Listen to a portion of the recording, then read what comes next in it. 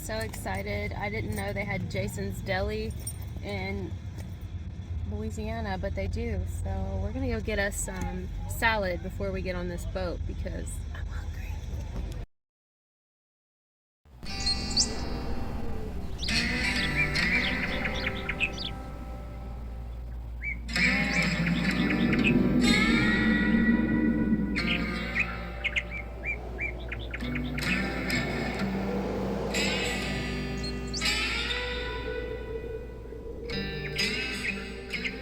We're gonna go look for some alligators underneath the I-10 bridge. We're gonna feed them. I feed them by hand. I'm pretty good. I'm getting better.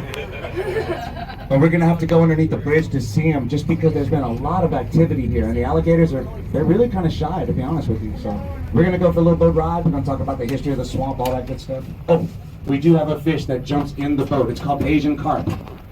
Be on the lookout. They're 40 pounds. Oh, look at this bird. It's an osprey. You see the birds flying there? They catch fish.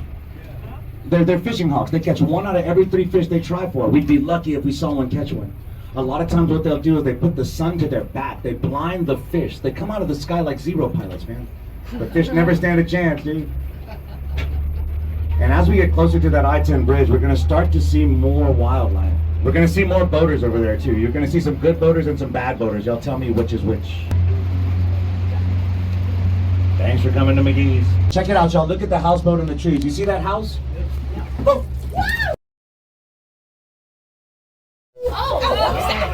That's the fish that jumps in the boat. Y'all thought I was joking. Y'all thought I was joking. That's an Asian carp, y'all. They're 40 pounds. We call them swamp dolphins, dude. Swamp dolphins? And they hit people. Wow. If you get, I'm serious, y'all. If you get hit by a fish, you get a free T-shirt, but you're gonna need it. You see what I'm saying? You might need some croissants when you're done too. You're gonna need some girl. So y'all, some of y'all see the size of that fish? Yeah. They get to be 40 pounds, 50 pounds. It's one of the worst invasive species in the world, okay? That one female lays 1 million eggs in a year. 10 females make 10 million eggs in a year. And here's the biggest problem. The Cajuns don't eat them. What does that say about you as a species? If the Cajuns don't eat, you gotta suck, dude. Exactly. Because we eat everything. If it flies, it dies. If it crawls, it falls. If it's brown, it's down. We're gonna eat it. If it's brown, it's down, we gonna eat it. If you told me you shot Bigfoot, I'd be like, wow, cook some rice. Right now. Like right now, it's summertime. All the Cajuns, I feel for Florida, I feel for Alabama, I feel for Mississippi right now, because all the coonasses are going, bro. And their sons, okay, when they go someplace, like with my brother and them, we don't party like they do, right? It's like, hey, let's go to McDonald's. Lance is going to get briskets. Yeah. They show up, they at the hotel with old Smokies, 4 old Smokies, dude. They're making friends in the lobby, dude. Like, come meet us by room 108, dude. Like, you know, it's traditions in South Louisiana. We eat. So if there's something that we don't eat, it's got to be disgusting. That's true. You know, and like, so they call that a trash fish, but look, we eat gaspagoo, we eat shoot pig, we eat, you know, garfish. That was a poor people's food for a long time. But if you catch a garfish, you can mix the meat with potatoes, and we make a boulette, a ball or a patty. It's delicious. I just ate lunch, and I'm making myself hungry again. And in South Louisiana, the guys cook. I don't know what it's like where y'all come from. Yeah, here. Y'all from here? We're from Tennessee. We lived in Tennessee for 30 years. Okay, so I can't necessarily lie to y'all then. How about y'all? Where y'all from? Okay, all right. And then y'all in the back, where y'all from? I knew it. I thought I heard some accents back there. Hello, Germany. And my couple that got added last, who are y'all? Where y'all from? Yeah, y'all from here? I can't lie to them. I can't lie to them. I can't lie to them. I'm not in the business of lying anyway. Okay, but anybody from here knows that the guys cook. My wife cooks okay. Comme ci, comme ça, you know? But when it's time to make it stink, that's when the dudes get in the kitchen. I was at a funeral, I'm serious. 2 brothers got in a fight over their grandmother's black pot. It was the compromise was the younger brother got her spoon and her skillet. But the spoon, the corner of the spoon matched the corner of the pot. She stirred so much with that spoon. Wow. So many meals, so much love. Check it out. Bird in the tree. You see this bird? Yeah. It's an osprey. Look back here. You see the nest? There's another bird in the tree in the nest back there. I'm gonna back up. Just because the Benoits are here. Otherwise, I would have been smoking past this. Let's go, y'all. The mama's in the nest back there. You see the big tree with the nest? But the daddy is sitting right here next to us. They make, look, there he goes. They make mates for life. When you see one, you always see two, right? So when you see a mama osprey, just wait, the daddy's close. Look, there he is. He's going to get some groceries. He's going to get some food and feed mama and the babies. They migrate here. The mama lays 3 eggs every year, but only 2 chicks hatch. Only one baby's gonna make it as an adult. When one chick gets big, the small ones get kicked out.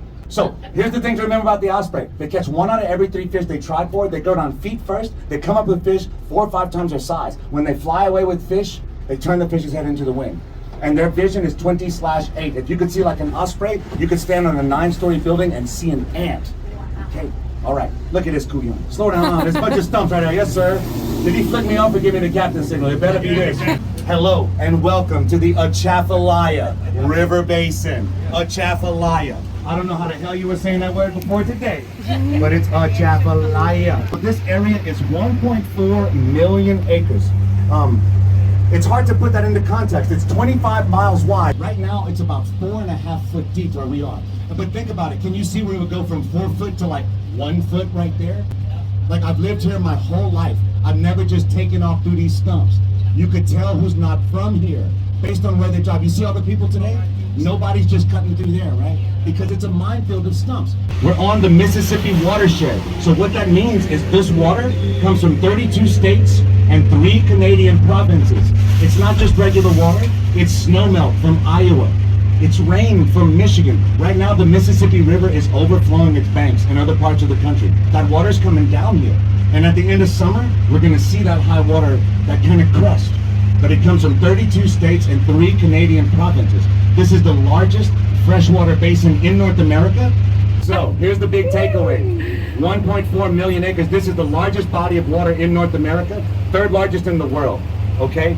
Here's the order. The Congo is number 1, the Amazon is number 2.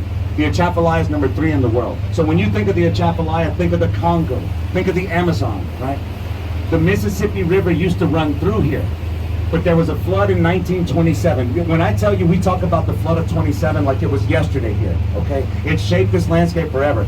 Downtown Breaux Bridge, if you guys know Archie's Trophy Shop, downtown Breaux Bridge, you can see the high water mark. It's on the building next to Archie's. So next time you're in Breaux Bridge, check it out. It's above our head. The water from here, my people had to evacuate to Old Breaux Bridge Highway, Lake Martin Road. That was the highest, everybody from here, the water from here made it all the way over there. If you got any idea where that is, it's far away. But up and down the Mississippi River Valley in 27, over 500 people died. And the Army Corps stepped in. And from that point on, Army Corps controls everything out here now. One of the first things they did, I feel like I'm turning my back to you. Army Corps controls everything out here. One of the first things they did was build the levees. I was just talking about how when we lived out here, we got kicked off the levee because they built it back up, right? That levee is 28 feet high because the flood of 27 was 26 foot high. So the water from here was as high as that levee. I'd say the main thing the Army Corps did about 65 miles north of here in Simmsport, Louisiana, 3 major rivers meet up there. The Red, the Atchafalaya, and the Mississippi. If you guys have ever been to the old river control structure in Simmsport, it's amazing. I mean, okay, don't go there and like Captain Skip said this was cool. There's not much to look at, right? But from a hydrology standpoint, when you get out of your vehicle, the ground is shaking, dude. You can feel the rivers running through, you know, and water is always going to find the quickest and steepest course to other water. It almost recently happened at Old River, not above ground, but below ground. It'll cut right through. So ever since 27, the Army Corps has controlled everything out here now. Those are the big takeaways. Let me see if there's an osprey in this nest. Okay, here's the other thing. If you catch a fish, don't let anybody see you catch, because everybody's going to go next to you. Yeah. So they hide me. Look, here comes an osprey, and here's the nest right here.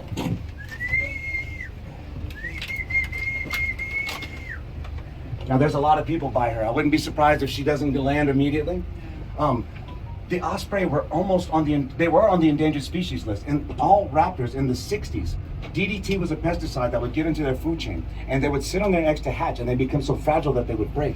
But they're signs of very healthy ecosystems, and that's the girl. When you see the big bird, a large osprey, a large bald eagle, that's the female. Guys, ladies rule. I'm not telling you something you don't know. Ladies rule. Yeah. They rule the animal kingdom in everyday life. I don't see Dad around right now, but that doesn't mean he's not close or he's getting groceries. He better be doing something to benefit the team here. The people fishing are a little too close though, and that's what's got her kind of riled up. So we're gonna keep moving. I myself, I can't get the boat there. There's a big stump right between us and her. Ask me how I know.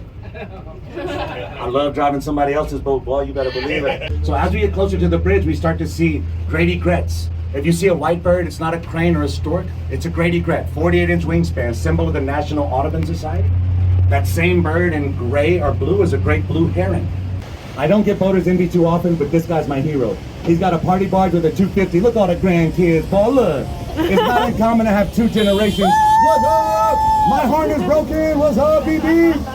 It's not uncommon to have 2 generations, 3 generations on these boats, in these duck lines. These are duck lines out here, right? The traditions of South Louisiana, man. But there are more osprey nests. Be on the lookout for these osprey nests and the duck lines. You see the rectangular structure out there? It looks like a house. It's covered in branches and twigs. It's a duck line. We hunt ducks here. They migrate just like the rest of the birds. I'm not a good hunter. You know, I never shot a lot of ducks. But these are like 2 generations, 3 generations doing this, right? If a duck lands here, it's already been shot at. So they're like vets, dude. They've been shot at in Arkansas, Kansas, Missouri, North Dakota, South Dakota. If the first person shoots, everybody, all ducks scramble. So it's hard to shoot ducks here. One of my most, I can see it right now. When the ducks are landing, when they come in for a landing like that, ooh, I'm getting the frissons. Every once in a while, you'll find one that's tagged. They'll have a little band around its leg. You can see the glint of steel when they're landing. Everybody in that blind. Boom, 5 people shooting at one duck. That poor duck turning to feathers. Boom, right in front of you. But those bands are so important. When you find the bands, you can return them. They come from all over the world. They release ducks and they have these bands. One band my buddy's got, if he returns it, it's worth $1,000. And he'd rather keep that band is worth more to him than the money reward. I know guys that have been hunting for 60 years that have never got one band. I know a guy, he's got so many bands, it looks like Mardi Gras necklace. It looks like, you know what I'm saying? He wears it to church, he shows everybody, you know what I mean? Like, shooting banded ducks is a big deal, but then it's like everybody shot at the same time. So how do you know who shot that duck? We use colored bird shot now. You're shooting green, you're shooting blue, you're shooting red. And if you ever eat ducks, you keep a little plate next to you so you can spit out the BBs. And if you start spitting out red BBs, that's my duck. That's my duck. I told you, I told you. That's what's happening in those duck lines. It's a clubhouse, it's a man cave. We're not shooting ducks. They're watching TV, they're cooking. One day they were running back and forth real fast. I said, dude, what's the hurry? He said, they're eating the bacon as it comes out the pan. If I'm not back, I'm gonna miss out on my bacon. I'm like, oh, poor thing. They have TVs in there now. They're very well appointed. And look, the girls are in there. Sissies in there catching more fish, shooting more ducks. Ladies rule. Ladies rule. I don't have to tell y'all something y'all don't know. Woo! They rule the animal kingdom and everyday life. Should I tell them about the cypress trees now? The cypress trees are the trees that are straight up and down in the water, right? These are Louisiana state trees. But the trees that you see right now are second growth cypress, okay? The stumps. I want to talk about these stumps for a second. They don't look like much, right? These were once a forest of cypress trees. These were the first growth. Everywhere you see stumps. Imagine, so the first growth cypress were untouched. They're in the same family as the redwoods. So when the first settlers got here, there were trees that were 140 foot tall. The canopies would start where these trees would stop. These trees were babies at the time, right? There's 8 foot, 10 foot stumps. Anybody from here will tell you, when the water goes down or if you get stuck on one, there's 8 foot, 10 foot stumps right under the boat. The Cajuns loved cypress wood. They found it to be an amazing resource, okay? This wood has a very fine grain and it does not have a lot of resin. So that means the wood is insect-proof for termites. It's rot-proof. When I say rot-proof, even that piece that looks rotten, if you cut it with your pocket knife, it's bright red on the inside. Perfectly viable. It's waterproof, insect-proof, and rot-proof. Also, it doesn't warp when it's cut green. So if you cut a tree down for lumber, you gotta wait a month, you gotta wait a year for it to dry. But the Cajuns could cut these trees into lumber immediately.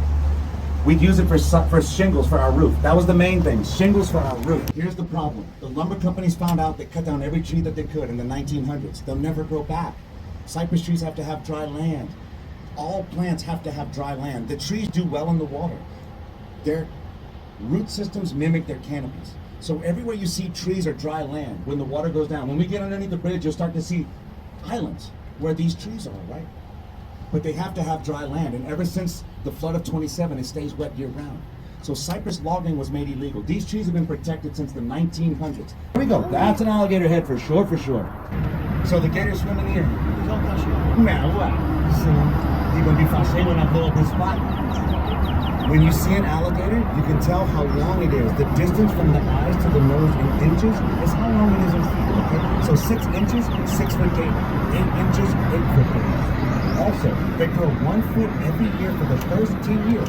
So a 6 foot gator, 6 years old. 8 foot gator, 8 years old. Let's see if this gator knows I got food. He'll come for this. She's like, what the heavens? Oh, okay, so this one might know that I got some snacks. Yeah, Let me he's see. coming. Come see my baby. Come on. And what I do, we go to the butcher shop.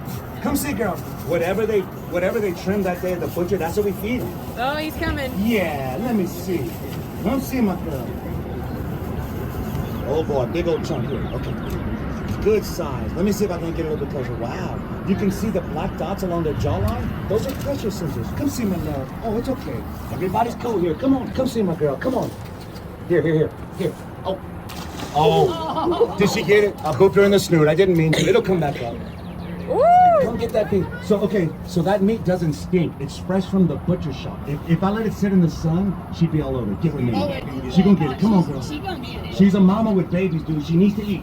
I'm trying to feed the mamas now. Come on. Give it just a minute. Now the garfish might get it. So that's my other concern is if she doesn't get it, the garfish will. She's staring. Okay, mama.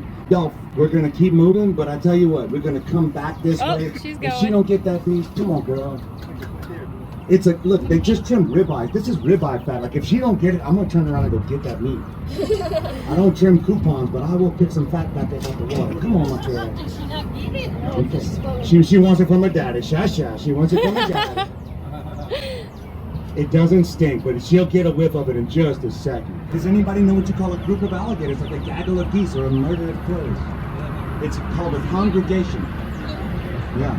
Somebody said it's a catastrophe, or it's like a. Did she still not get that piece of meat? No, she went behind the boat. All right, we'll keep moving. We're dealing with wild boar now. Oh, you see the stuff floating in the air? Mm-hmm. It's the seeds of the willow tree. You see the trees that hang overboard? Those are black willow, also known as weeping willow. There's medicine in that tree. That's where aspirin comes from. Salicylic acid. Wait, let me take this here. Psilocin. We do have a few bobcat, even fewer black bear, but they have been found. All we need is an 18-wheeler to pass.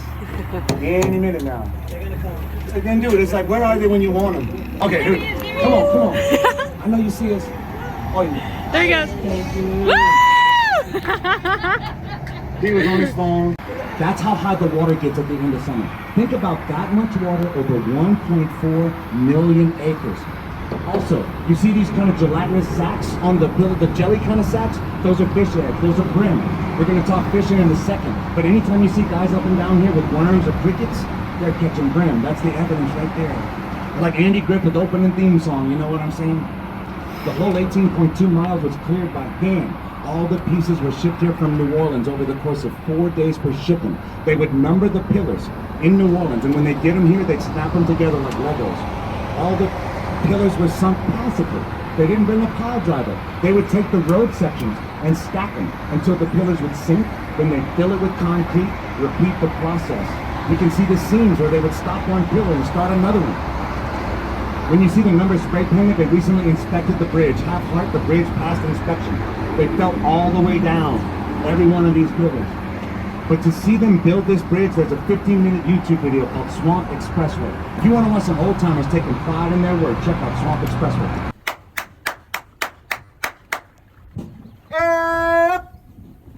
And if he's not hanging out right here, we got a couple more spots to check, but this is where I saw him earlier. Letting them know that the lunch lady has arrived. You see him? Underneath them limbs.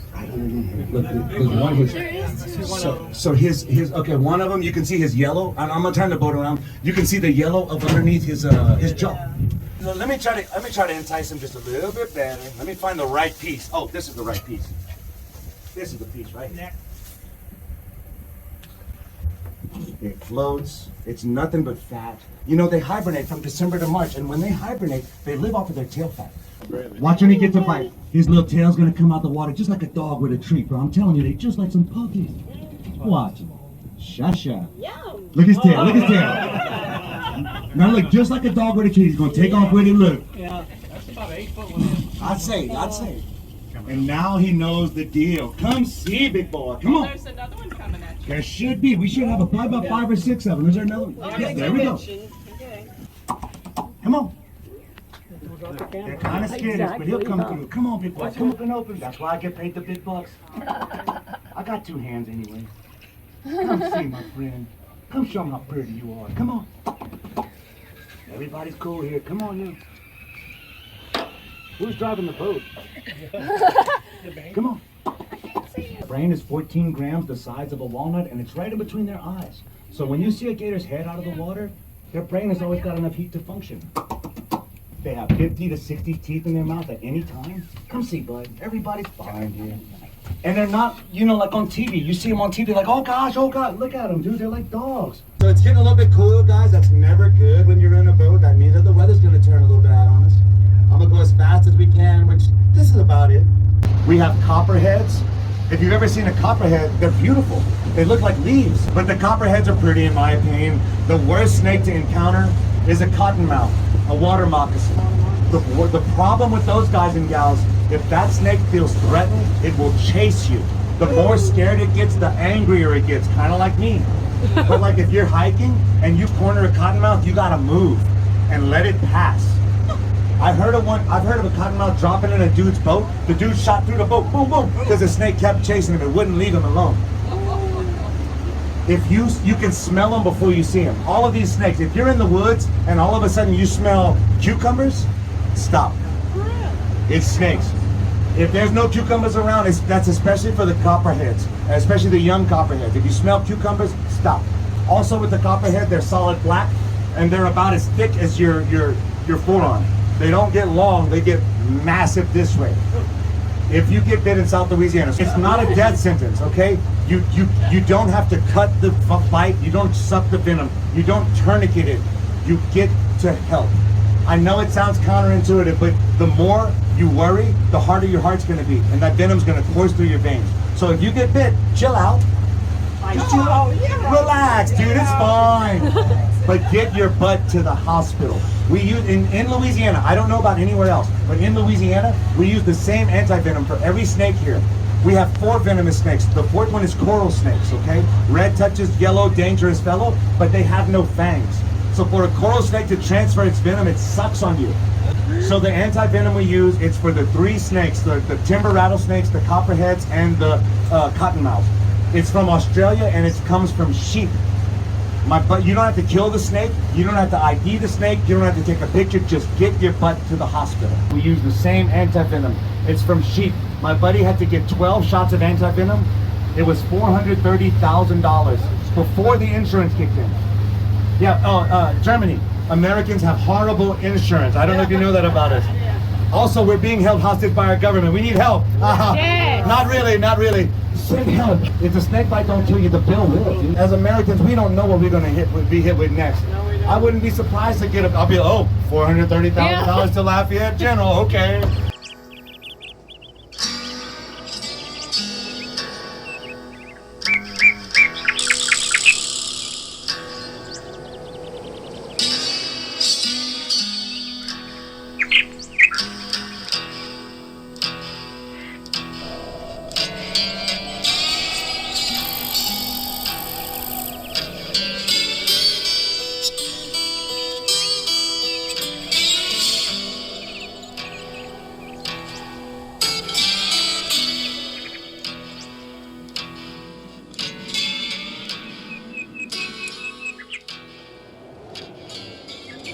That's a good time right there. That's a good time.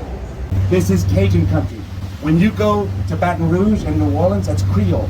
No big deal, but it's different. When you go west of here, it's still Cajun, but it's prairie Cajuns and like Lake Charles and stuff like that. These are the traditional parishes of Acadiana. The Cajuns started life as the Acadians.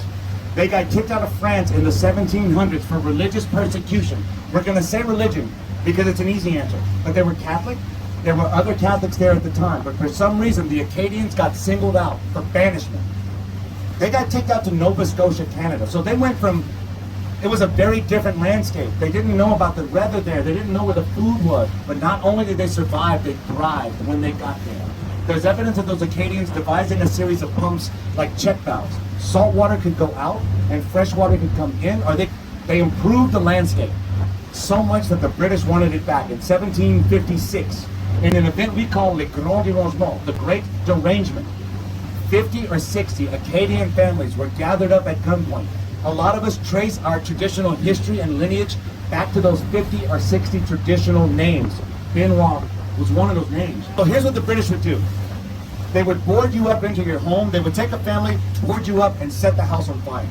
If you see a painting of Le Grand Dérangement, you're going to see buildings on fire. Just know that there were people in those buildings, right? If you were lucky enough to survive that, they would board you on to ships and send you down the eastern seaboard. They would separate families. If they found out you were a family, dude, mom's going here, dad's going here, brother, sister. Can you imagine seeing your people for the last time? There's a poet named Longfellow who wrote about Evangeline and Gabriel, who were going to be married on the eve of Le Grand Dérangement. When the British found out, they laughed about it. They separated them. You're going to get married? Guess what? Now you're never going to see each other again. They made a pact to wait for each other wherever they landed. Evangeline waited on the banks of the Bayou Teche. The Evangeline Oak is still there. Gabriel never showed up. He's probably on some lonely bayou still waiting right now. But that was a common, very common problem for those Acadians. If you were lucky enough to make it through all of that, they would send you down the eastern seaboard and you landed in South Louisiana in 1764. What was waiting for you here? Malaria? Disease? Where's the food? But not only did they survive, they thrived when they got here. And I would say the Acadians are the reason Louisiana made it as a territory. The Spanish tried, it didn't work. The French tried with Bienville and those guys, but not until those Acadians got here with their joie de vivre, joy of life. Laissez les bon temps rouler, let the good times roll. We work hard and we play harder. By the way, the Acadians became the Cajuns. If you're looking for how the Acadians became the Cajuns, if you say Acadian fast enough and lazy enough, it becomes Cajun. Try it. A Cajun